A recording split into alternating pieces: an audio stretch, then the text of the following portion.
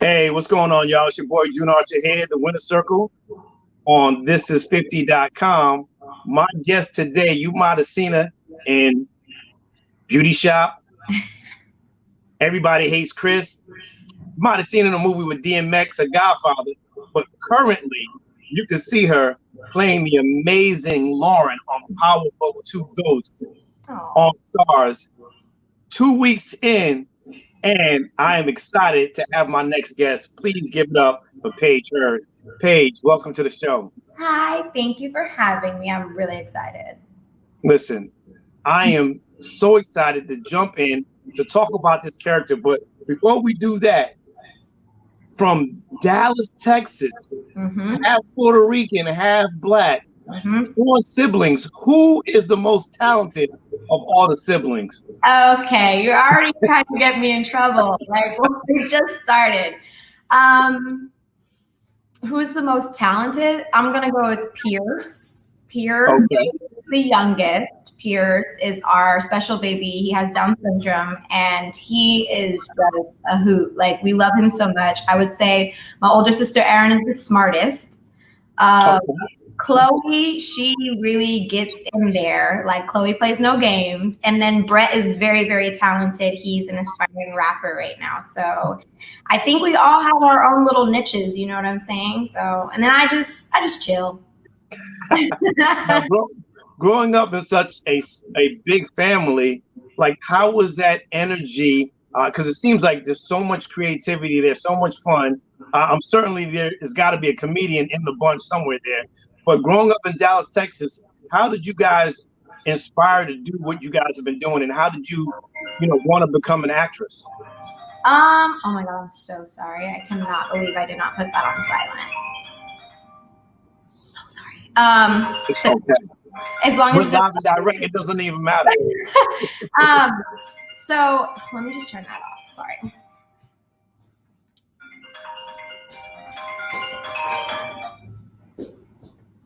That would happen, of course. It's me. Okay, so you're asking with everybody, like, what did you say? It's what? How were you inspired to get into acting? Well, actually, my mom put me in it. When we were in Dallas, it was just me, Erin, and Brett at the time. Chloe and Pierce hadn't been born yet. They were born in California. And my mom just put me in it. She said that when I was younger, I would like perform like while we were waiting to be seated at like restaurants and stuff like that. And people would start sending me and my sister desserts and like little like sodas and stuff because they thought we were so adorable. So my mom was like, we're going to get paid for this. And so I started out in like JCPenney modeling and like catalogs and then doing like the little runway shows. And then we moved to New York after my parents divorced. I had like a few little commercials, and I had a national commercial with Kmart in Sesame Street. I really wish I could like find that online because that's where it just like kind of took off for me as like a child actor. And then we moved to LA, and then I got my start there, and my first film was Cradle to the Grave. So yeah.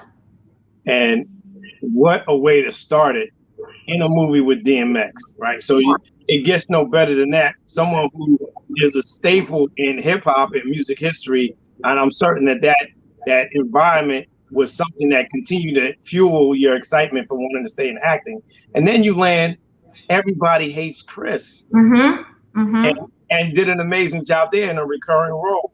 So you fast forward and you find yourself now in a series where last season ends with Tariq killing his dad, and now he finds himself in this position where he has to do well in school, and he runs into this young lady by the name of Lauren who's willing to give him more. Tell me about your character, Lauren, on Powerboat 2.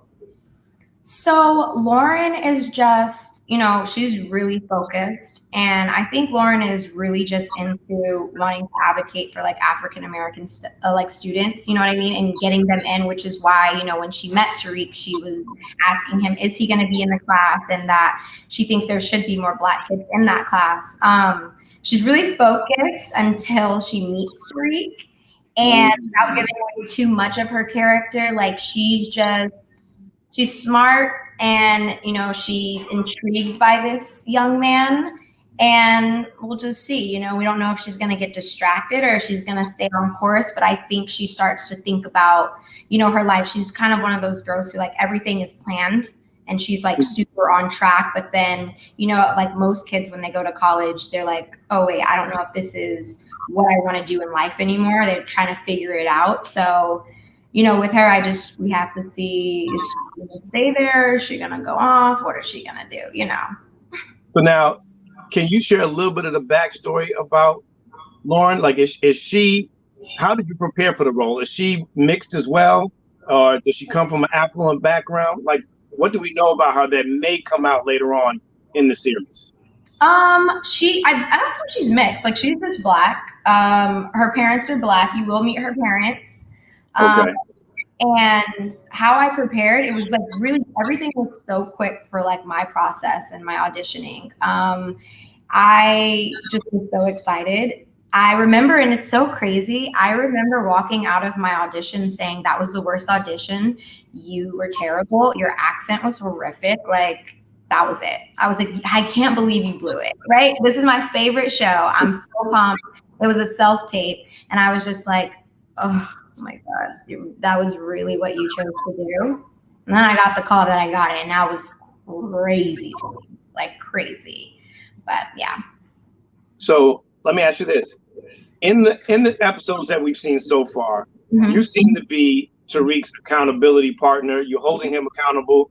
You're trying to really stick it to him because you're like, listen, there's not too many of us here. Like, you have to really buckle down, especially if you want to be in these classes, right? Who are some of the people that held you accountable to kind of stay focused on your goals, to kind of get where you are right now? And you're just at a point where you're not even at your peak. You're at a place where you continue to climb, because I think that there's so much more for you, Paige. I know that for a fact. But up to this point, who have been some of the accountability partners, and what advice have you gotten thus far that's kind of helped you get through to go to auditions and do well, even when you think, you know, at the end of the day, hey, I don't think I nailed that audition? Definitely my mother has been a huge, like, just support for me, you know, every time I wanted to like stop and give up, because I've been doing this for like 20 years now. And so I was like, you know, I'm just tired of it. I'm over it. Like, there was such a season of my life where it was like, no, no, no, no, no. It was like, you know, like people would call me washed up and this and that and all that good stuff. And super like, okay, you know, maybe, and oh, she's just pretty, she can't act, blah, blah, blah. So I'd say my mom and my brothers and sisters. And then, you know, I have a really good, tight little circle of friends, I think, that really just helped me. We would just sit and kind of talk. And luckily for me, I was able to go to public school and like homeschool. So I feel like I always had like a Hannah Montana life, where I was able to be in this business, but I was always able to have my normal, regular life and my normal friends. So I had friends who weren't in the business and I had friends who were. And I think just experience both of those worlds, like, kind of helped me stay grounded, and just being able to just talk to those people, they really helped me. Because trust me, there were a lot of times I was just done. And then whatever like team I had at the time has really helped me like stay focused, because those people were like, you know, we believe in you. And I was like, yeah, okay. You make a good point where you say, people say, oh, you're just a pretty girl, you're just a pretty face. In this role that you're playing right now as Lauren, how important is it for young girls to see women of color in this role as smart, going to college in this series, you know, being assertive, not just wanting to be smart, but really taking on that whole thing of like, we're trying to get this while we're here, and we're trying to really be educated and really dig in. How is it to be a role model, but to also see women of color in positive images on television? It's super important. Like, I feel really excited to play Lauren, because for the first time, like, even though she's kind of girl next door-ish, she's smart, you know what I mean? And I feel like I never really got to play that. She has like layers to her, and she has more depth to her, and like something to offer, versus just walking by, like, like I love Everybody Hates Chris and I enjoyed that, but we were young, she just kind of came in, hey Chris, and like, you know what I mean? Like there wasn't much to talk about, but I feel like in this series, there's a lot. Like I challenged Tariq, he challenges me back. My professors challenge me, you know what I mean? And there's times where you'll see that like she thinks she knows something and then they'll say like, okay, no. And she's kind of like, oh, okay. And she has to sit back and think about it. So I think it's like super important. And I'm excited because like I said, I finally get to play somebody who has more to say than just like, hey, how are you? Like it's not just that. So I'm excited about that. How great is it to play in a series where, talking to Michael Rainey Jr., who plays Tariq, you guys, your age group, your demographic has an opportunity to really set the tone and really blow things up, in terms of you guys are the next generation of actors and creatives. Mm-hmm. How much say-so do you guys have with Courtney and 50 and some of the showrunners that you kind of say, nah, we kind of say this, or we kind of do this, and no, that's not the slang. Like, how much input do you guys have into what your characters are doing and saying and wearing? I mean, I think it's pretty open. I think they're pretty open. I haven't had any issues right now or like anything that I feel like was written that I was like, you know what I mean? So I haven't had those conversations. I'm pretty sure Michael has free reign. It is his show. But like Courtney and 50 are awesome. I met 50 once, super sweet. And Courtney is very, very kind. Oh my gosh, like super kind. So I was able to sit with her and she does listen very well. And she has those very good conversations where it would make me feel comfortable if something does come up and I feel like I would want to speak to her like, hey, how would this go? Or how should I do this? Did have a conversation with her, just asking her, did I portray this girl exactly the way she wanted to? Because I wanted to make sure, like I said, for the first time, having that depth to this character, that I brought what I needed to bring. And she seems happy with it. So I'm happy. She's happy. How was it working, or at least being on set with iconic individuals such as Mary J. Blige, Method Man? Like, that has to be exciting. Like, you listen to their music, but now you have the opportunity to kind of work with them and maybe take a few things, even though they come from the music side, they've been doing the acting thing now. But just to be in the same room with the both of them, how was that feel? Okay, first of all, I love Method Man. Okay, I get the pleasure of sitting next to him at table reads. God is good. That has to be awesome. Let me tell you, is it? At first, it was super intimidating. But then like, as we got to know each other and kind of like spoke more, he's so funny. He's so kind. And he's hilarious. I get to see Mary as well at the table reads. I unfortunately don't get to work with her as of right now. Our storylines don't cross, but I do get to see her at the table reads. And so that's pretty cool to just like be in the presence of these icons. And I think it's always just going to be surreal, no matter where you get in life or like how big. It's just like, wow. God is good. You know what I mean? Because it's God. Like it's nobody else. You're just sitting there. I made it here. And just the simple fact that like Power is my favorite show. So I more like gaze at the other side of the room when it's like Courtney and the stars execs. And I'm just looking at myself like, this is amazing. Like, let's talk about that then, Paige. Let's talk about that. Because you're one to post a lot of inspirational messages, quoting scripture. Like, what do you lean on to keep you inspired through times where you're like, man, like today just wasn't a good day, or I had a hard day at the gym? What do you lean on? What continues to inspire and motivate you?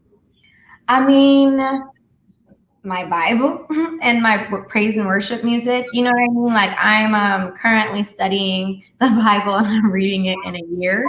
So I'm on like day 245 of like 365, and it's hard. Like it's hard. And people ask me like, and I told somebody and I said, I don't memorize it. Like I'm not exactly sure what all is going on, and I can't like tell you everything, but at least I'm starting it, and then I can go back and study certain things.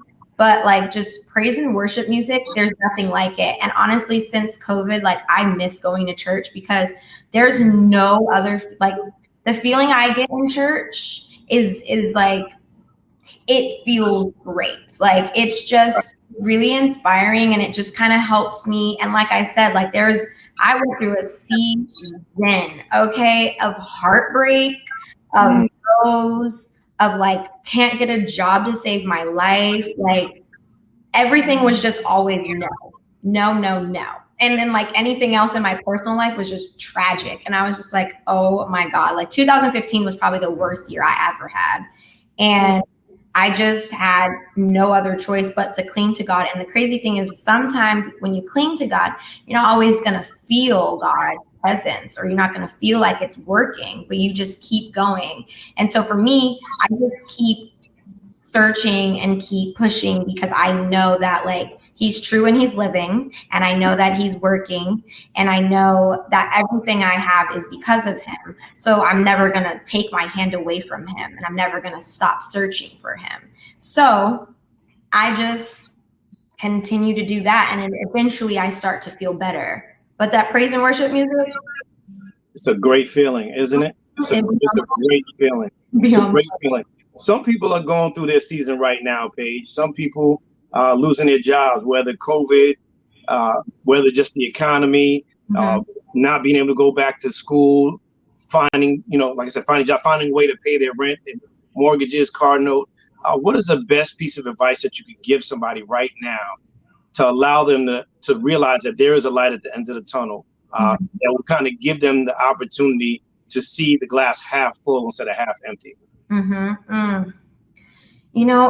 It's hard because when you're in that, you don't want to hear anything anybody has to say. Like, I was there, and I just, every time somebody was like giving you advice and like giving you encouraging words, you're like, you know what I mean? And even in church, the pastor would be like, and it's coming, and Jesus, and I'm like, yeah, well, he's taking forever. You know what I mean? Like, I was just sitting here talking to my godmom last night, and I was like, man, Lord, if you don't just say, hey, like speak, like I need to hear your voice, what's going on. But I would just say that it's okay to feel down. It's okay to not be okay, but don't stay there. Don't stay there too long. And anything that you can do to make yourself happy, just try to do it, and just know that we do go through seasons and it's not forever. And with COVID, I know that it's hard because it's so unknown, and I'm with them too, kind of, even though I'm blessed to be working finally, but I would just say I don't know, just you're okay, but just pray. You know what I mean? Pray and do whatever you can do to give that sense of happiness to yourself and kind of treat yourself, even though like you said, people are losing jobs, and I know that financially things are hard, but you got to find those things to make yourself happy, whether it be buying something or not. You know what I mean? Because that's what kind of keeps you, I feel, stable. I don't know if that makes any sense, but it makes sense in my head. You know what I mean? No, it makes perfect sense. Yeah. It's yeah. And then I know most people will be like, yeah, whatever, you're working. You don't know the struggle. Trust me, I do know the struggle. After Everybody Hates Chris, I went and got a job at Abercrombie and Fitch. You know what I mean? I had to go figure it out. I needed to go find a part-time job. I was on unemployment. I had to figure it out. And it's just a season, and just know that God is working things out, and it's going to all be for his glory, and he's not going to leave us hanging, but you have to believe. It's the season, right? It's just understanding that it's the season. Yes. And seasons do change. Yes, they do. You just got to go through the ebbs and flows. I'm certain you are getting so much attention now. I'm certain. I was reading this article, W Magazine, talking about people sliding in the DMs and the appropriate way to slide in the DM. So for those who are watching now, Paige, for you getting all the attention, I'm gonna go somewhere else with this. But what is the proper way to slide in the DM for these people who not doing it right? No Google guys. I was reading the article. What is the proper way to slide in the DM? Yeah, Well, the best part about that article is it kind of worded it a little wrong. It wasn't that I said I know how to slide in DMs, because I don't slide in DMs. I'm very awkward. I was saying, like, I just know what I would not want to see. And the eyes, to me, really, like, I'm like, what should I, like, what am I supposed to respond? Am I supposed to look at you back like this? Like, I don't know. But I mean, the thing is this: when you're in somebody's DMs, I feel like I need to be able to respond to you. Okay. So like if you're just not saying anything, like there, and then the worst is after that came out, guys were just in my DMs with eyes. And I like get really irritated really quick. And I was just like, I wanted to block everybody, but I was like, Paige, stop. You're just annoying. Like, just don't even look. But like, it just needs to be something where I can like say something back, because like, if, mind you, let's say I answered every single one that just had a compliment and I said, thank you. Like, where's the conversation going? Like, what are we Right. doing here?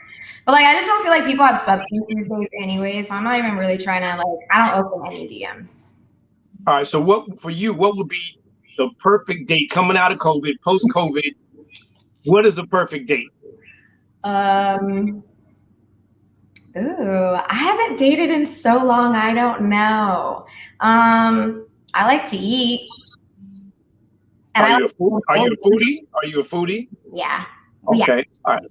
Okay. I like to eat. Maybe like something active. Like I like to go bowling. Just chill. Like, honestly, like I think restaurants are good only because it's just like we can just sit there and like chop it up for a while. But like I want to be somewhere where it's like low key and it's like in like a nice little booth. You know what I mean? And nobody can see us and we're just chilling, talking. And it doesn't have to be like a full meal or like drinks or something like that. But like I said, I don't know. I'm really weird, really awkward. I haven't dated in a while, so I don't even know how this works. Are there any dating no-nos? Yeah. Like some real non-negotiables, like non-negotiables. Okay, so I'm super, super grandma and I'm always on time. If you're late, I'm leaving. Wow. You get 5 minutes, I'm out of there. Some other no-nos would be like pulling out your phone a lot is just not it. If you come to the table and you put your phone face down, that's not it. Because then you're just being weird. Right? Wow. Tripping. Well, I never heard that one. I'm learning. I'm learning. Okay. I could be tripping. I don't know. But basically just like being late. And then also, okay, so I was just talking about this with somebody. It's like, no, yeah, I was talking about this with one of my girlfriends. Why do guys not anymore, like if they say like, okay, I'm going to take you out and you're like, oh, okay, cool. Like, can I get like a text or a call the night before that says, all right, hey, so we're going to go here at this time. Like, either I'll meet you there, or I'll pick you up. Like, I want the plan that night, because like, if I don't hear from you the night before, I'm already making plans for the next day. Like, I'm not waiting around to go hang out. You know what I mean? So I'd rather just have the plan ready to go, maybe the day before. I don't know. And it just seems like it's like, okay, I have this plan and this is actually important to me, versus just like, I'm going to take you out and I'm going to take somebody else out too. It makes it just effort. Right. It's communication and it's effort, and it means you at least thought this thing out. Yeah. You're not just whimsical. So you're not a spur of the moment kind of person either. Mm-hmm. Or can you throw a little bit of that in there? I mean, we could, like, let's say we're out and then we're like, ooh, want to do this? That's fun. Yeah. Like, oh yeah, cool. Because we're already like there together. We're already like having some fun. And then it's like, oh, let's just like take the night where it's going to go. So that's fun. But not just like a random day where you're like, hey, let's go out in like an hour. Like, no, I'm busy. Because I'm like lazy. I like to just relax. So I need a plan to get out of the house. I'm a homebody. Now, as the season progresses on Power Book 2, we see Lauren and Tariq getting a little cozy. Can you spill a little bit of tea? Like, or do we have to kind of wait and see? I mean, and the better question is Tariq the kind of guy that Lauren would fall for?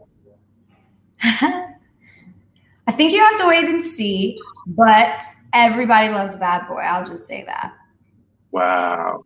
I love You know, whether he was her type or not to start with, everybody eventually falls for the bad boy. I love it.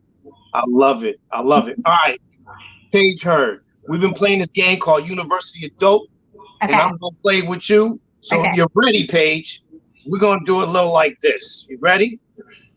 Tell me your best Thug Love collaboration. Is it Always on Time, Ja Rule featuring Ashanti?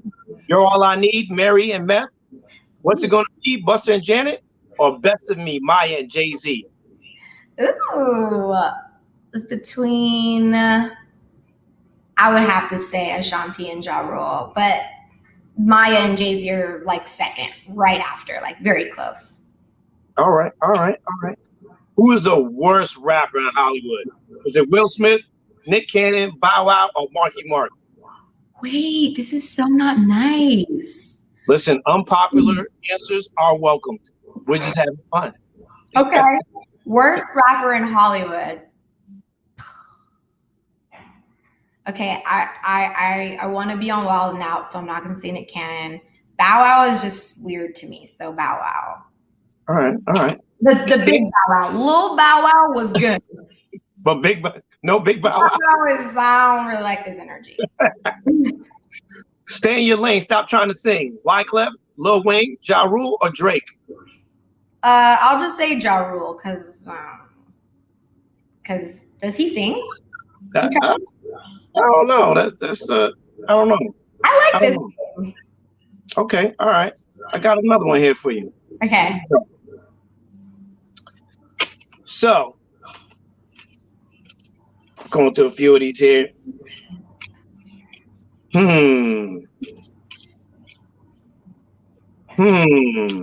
I gotta get a good one here for you, Paige. Okay. Let me see here. I don't like any of these. I want to give you a really good one. Oh my God. Here we go. Who do you trust to make the potato salad? Rick Ross, Action Bronson, Fat Joe, or Raekwon the Chef? None of them. I'll say Rick Ross. Shout out to all the pairs. All right. If you were stranded on a deserted island, but you can only listen to one album, what would it be? Most Def, Black on Both Sides, Lauryn Hill, The Miseducation of Lauryn Hill, 3 Feet High and Rising, De La Soul, or The Chronic by Dr. Dre? Lauryn Hill. All right. Paige, one gotta go. Who is it? J. Cole, Drake, Kendrick Lamar, or Childish Gambino? I'm gonna say Childish Gambino. Erase one person from hip hop history. Who would it be? Queen Latifah, MC Lyte, Lauryn Hill, or Missy Elliott? Okay, see. I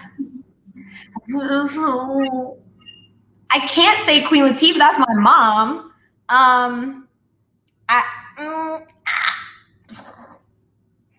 Lauryn Hill, because she's always late. That's a good one. That's a good one. All right. So the last one, trick question. Erase one person from hip hop history. Who would it be? Nas, the Notorious B.I.G., Tupac, or Jay-Z? Oh, you're trying to get me canceled.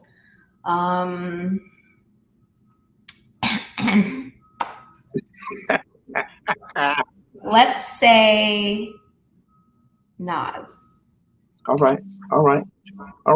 Paige Hurd, you just finished University Adult. Listen, music is a soundtrack to our lives. What is the song that best represents your journey up to this point, or the song that inspires you to follow your dreams? Whew. Okay, I've been thinking about this. So is it a song or my soundtrack? Like for my soundtrack, soundtrack to your life. What song is the part of the soundtrack to your life, or artist? You know what? One of my favorite albums that I can listen to like through. I got two. Is that okay? That's fine. Yeah. Okay, because I love country music. So I'm a real big country head. So I love Sam Hunt's Montebello album. And I love Drake's Take Care. Like, I don't think anything has ever been better than that. So I would have to say those two songs. But if there's one song in life that I play to get me hyped and for my celebration, it's called Doing It Right by Daft Punk. And that is my jam. And if you know me, it's played every birthday, every celebration. The family knows, the friends know. It's a turn up song. So it's dope. That's dope. You heard it here. Paige Hurd. Catch her every Sunday on Stars, playing opposite Tariq, playing Lauren. Every Sunday you can see her. Paige, where can we like you? Where can we follow you? You can follow You can follow me on my Instagram at Thuggin with 2 G's and 2 N's. I know everybody's like, why is that her name? Because it is. Ladies and gentlemen, it's Paige Hurd, your boy June Archer here, the Winner Circle on this50.com. Talk to y'all later. Peace.